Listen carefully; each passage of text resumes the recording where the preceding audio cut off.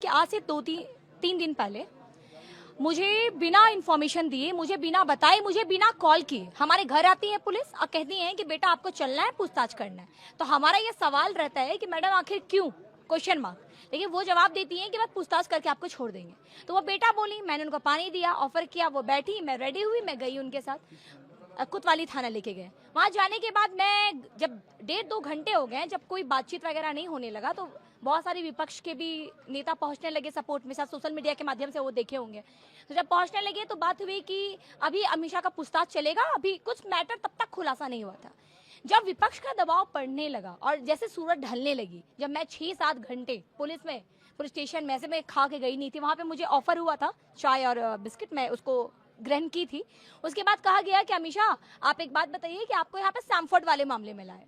2 महीने पहले एक प्राइवेट अस्पताल है कोकर में, बहुत बड़ा अस्पताल है सैमफोर्ड, वहां पे एक महिला एडमिट थी जिसकी मैं आवाज बनी थी।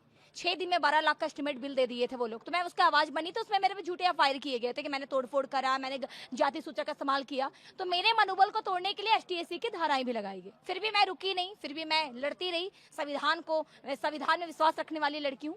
उसके बाद ये लोग क्या किए, मुझे कहते हैं कि सुबह मुझे बोले कि मैडम आपके साथ ना प्रोटेस्ट में कल आप शामिल थी ना, तो आप एक केस हुआ इसीलिए आपको बुलाए हैं। ये बोला गया मुझे, एक पुलिस कर्मी ने कहा। शाम होते होते मुझे एक नोटिस देते हैं और कहते हैं कि आप इसको साइन कर लीजिए, एक्सेप्ट कर लीजिए इस नोटिस को, और बोल दीजिएगा बाहर में कि आपको नोटिस देने के लिए बुलाया गया था। और सैमफोर्ड वाला मामला में वो मेरे मामला को डाल दिया। मेरी तबियत एक्चुअली में बहुत खराब थी भैया, वॉमिटिंग हो रहा था, सर दर्द हो रहा था, मैं बोल नहीं पाई। मुझे बाकायदा कुलदीप सर ने कहा भी था कि प्लीज अमीषा जी आप बाहर में ये सब नहीं बोलिएगा, ये सदर थाना प्रभारी है वो। तो मैं बोली ठीक है, मुझे कोई मीडिया के सामने आने भी नहीं दिया, और मेरी तबीयत भी बहुत नाजुक थी, तो मैं चली गई। जब वहां से मैं चली गई, उसके बाद मैंने देखा है आदरणीय कुलदीप सर जी का एक बयान जो बहुत ही गंभीर एक सवाल खड़ा करता है। वो पहले बोलते हैं अमीषा प्रसाद एक छात्रा नहीं है, वो संगठन की फाउंडर है। तो छात्रा कौन है? जो रोज स्कूल कॉलेज से घर जाता, वो हम छात्रा नहीं हो सकते? मेरी एनजीओ मैंने बनाया 2023 में, उस समय मैं ग्रेजुएशन की पढ़ाई कर रही थी, कंप्लीट नहीं हुआ था मेरा। तो एग्जाम में जो दे रही थी वो स्टूडेंट दे रही थी कि डायरेक्टर दे रही थी, सवाल ये। दूसरा, उन्होंने बोला कि अमीषा प्रसाद नोटिस का जवाब नहीं दी इसलिए उसको डिटेन किए गए।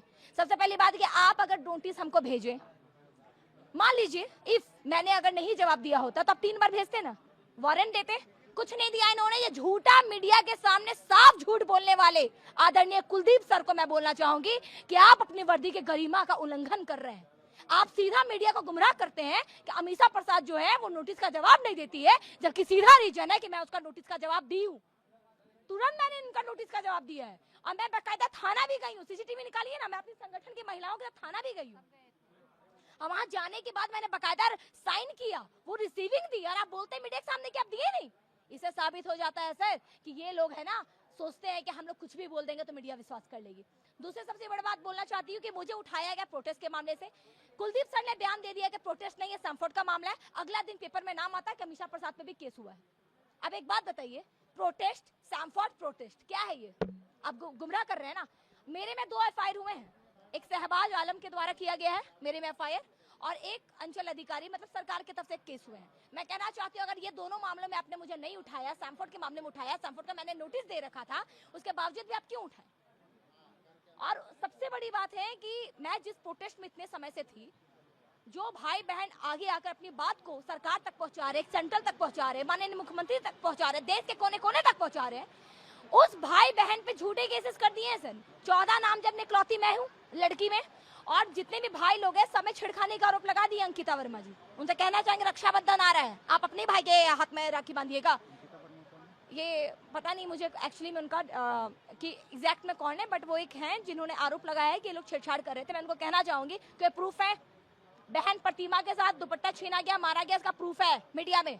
आपके पास कोई प्रूफ है? अगर वाकई में आपके साथ ऐसा हुआ है तो हम आपके साथ हैं, लेकिन अगर आपके साथ नहीं हुआ, आप झूठा आरोप लगा रही है, यानी लड़की होने का फायदा उठा रही है, कानून का उल्लंघन कर रही है, अपनी इमोशनल एक नहीं पता सेंटिमेंट गेम खेल कर लड़कों को फंसाने का काम कर रही है। एक है ना कि कानून में लड़की कुछ भी बोल दे तो मान लेते, चाहे कोई भी हो, लड़की हूँ इसीलिए मेरे पे ज्यादा केस धाराएं नहीं लगा सकते, लेकिन लड़का बहुत अहम चीज होता है। रेप का एलिगेशन, छेड़खानी का एलिगेशन यूं लगा देते हैं वो लोग। तो मैं कहना चाहूंगी सरकार से विनम्र निवेदन है कि जितने भी केसेस हुए हैं पूरे झारखंड भर में तमाम जिलों के स्टूडेंट्स पे, सभी का केस सर वापस लीजिए। हम लोग अपराधी आतंकवादी नहीं है, हम लोग दंगा फैलाने वाले लोग नहीं है, हम आपके राज्य के प्यारे बच्चे हैं जो आपको वोट देते हैं।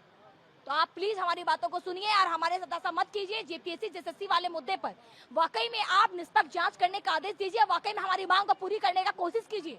आप नहीं कोशिश करेंगे तभी तो हमारे अंदर का आंदोलन जो होता है, बोलते हैं कि आंदोलन करिए, हमारे अंदर का ये एग्रेसिव क्यों आ रहा है? हम लोग आभार यात्रा निकाले थे सर, क्यों निकाले थे आभार यात्रा? ये अंदर की बात है, सरकार हमारे साथ है, ये अंदर की बात है, पुलिस हमारे साथ है। ऐसे नारा हम लगा रहे थे। कोई बोल दे कि हम लोग किसी समुदाय के खिलाफ, या कोई बोल दे कि किसी पार्टी के खिलाफ, या कोई बोल दे कि माननीय मुख्यमंत्री के खिलाफ हम एक भी नारा लगाए हैं? नहीं लगाए हैं। हम झारखंड के उस माटी के बच्चे हैं जहाँ संस्कृति, सभ्यता, संस्कार नाम का भी चीज है। हम रिप्रेजेंट किए हैं पूरे देश भर में अपने राज्य को, कि हम लोग कितना सभ्य तरीके से अपने गुस्से को भी दिखा सकते हैं। हर जगह गाली देना, किसी को नीचा करके अपनी बात को बढ़ाना ही एक सच्चाई योग्यता का पहचान नहीं है। एक और बात मैं कहना चाहूंगी कि हम लोग जिस रणभूमि में हैं, वो रणभूमि को छोड़कर हम नहीं जाएंगे, रण छोड़ नहीं कहलाएंगे। हम अगर छोड़ दें तो ये लोग कायर का एक टैग देंगे, और अगर हम यहीं पे रह के लड़े और जीते तो योद्धा का टैग देंगे। तो हम कायर नहीं, हम सब योद्धा हैं, और योद्धा जब अपनी बातों को रखना जानता है। एक कहावत है ना सर कि आप बार बार हमें चुट्टी काट रहे हैं, बार बार काट रहे हैं, बार बार काट रहे हैं। हम एक बार भी नहीं काटे हैं, लेकिन जिस दिन छात्र लोग आपको चुट्टी काटा, वो भ्रष्ट लोगों को मैं कहना चाहूंगी जो दीमक बन के बैठे हैं, कि जिस दिन हम लोग आपको चुट्टी काट दिए, उस दिन आप भी याद रखिएगा कि झारखंड के युवा के अंदर आग क्या है। प्रशासन मुझे लग रहा है, क्योंकि जिस तरह मुझे पुलिस स्टेशन से ले जाया गया, मुझे ले जाना था वो लोगों को हॉस्पिटल। मैं बार बार रिम्स की और मेरी गाड़ी जा रही थी, लेकिन ऊपर से फोन आता है कि अमीषा प्रसाद को रिम्स से लेके नहीं जाना है, अमीषा आप प्राइवेट हॉस्पिटल लेके जाओ। मेरे साथ जो मौजूद महिला पुलिसकर्मी थी वो मुझे लेके जा रही थी, लेकिन उनका कहना था नहीं लेके जाइए, आप प्राइवेट लेके जाइए। मैं वॉमिटिंग भी कर दी वहां पे, गाड़ी में भी मेरे वॉमिटिंग हो गई। तो मेरी एक्चुअली में तबियत खराब थी, तो मुझे ऐसा लग रहा है प्रेशराइज में हो रहा है। अभी भी मैं कहना चाहूंगी भैया, ये मुद्दा जो है बहुत अहम मुद्दा है, हमारे सपनों की बात है। आप बताइए 10-12 साल मेहनत करते हैं, कुछ मिलता नहीं है, क्या है? हम लोग कहाँ जाएंगे? अपनी बातों को नहीं रखेंगे तो अब लोग कहेंगे कि तुम आंदोलन शुरू कर रही हो। आंदोलन हम लोग नहीं शुरू करना चाहते हैं। अरे एक बार तो रद्द कर दीजिए एग्जाम। और जो जेन्युइन स्टूडेंट्स हैं, जो कहते हैं कि हमने सही में एग्जाम दिया है, हमने ये किया है, अच्छे से पास किया, वो लोगों पे आप लाइए ना, वो लोगों का रिजल्ट देखिए और वो लोगों को नौकरियां दीजिए जो जेन्युइन स्टूडेंट्स हैं। लेकिन जो पैसे 30 लाख 40 लाख 1 करोड़ में जो पैसा देकर अभय तिवारी जैसे घुसखोर, अभय तिवारी जैसे लोग हमारे सिस्टम में बैठकर दीमक की तरह जो हमारे सपनों को रौंदने का, खाने का काम कर रहे हैं, उनके जैसे लोग को तो कम से कम माननीय मुख्यमंत्री जी यहाँ से हटा दीजिए, फेंक दीजिए।